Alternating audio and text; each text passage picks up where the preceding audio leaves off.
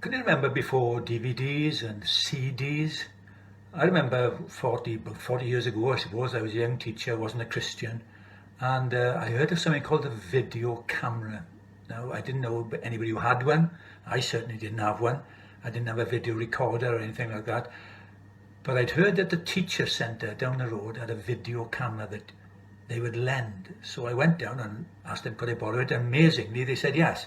So there I was on the top floor in the school, in the physics lab, looking out into the yard, trying to work. I've never been any good at technology. So I had to fiddle around trying to film, how to record, how to play it back, how to zoom in and zoom out and stuff like that. And I thought, I'll just concentrate on one boy. It was break time, teenagers walking through the yard, and I saw a boy, we'll call him Lawrence, and I started filming him. I zoomed in, I zoomed back and panned around, whatever, came back to Lawrence, and then I could see where Lawrence was headed. He was headed towards the gym, and it was a kind of known secret that if you wanted to have a fag, the pupils, you would hide behind the gym wall. So I followed him with the camera, and there he was. He disappeared behind the gym wall, and I zoomed in on the wall. I couldn't see anything, and then the next second I see Lawrence poking his head around the corner with a fag in his hand, having a drag.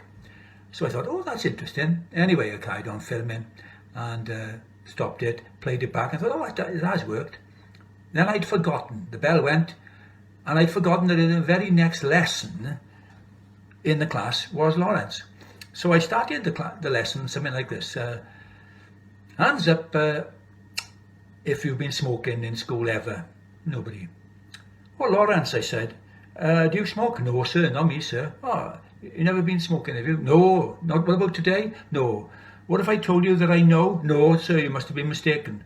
I said, well, hang on, before we do any work, class, let me show a video. Of course, I show the video. Well, the poor boy is in apoplexy, because there he is, in wonderful close-up with the fag in his hand.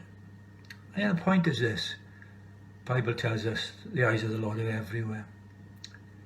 He knows everything about you and me, every word you've said, every thought that's gone through your head, every meal you've eaten or wasted, every pound you've spent, every bed you've slept in, every attitude, every action, every reaction.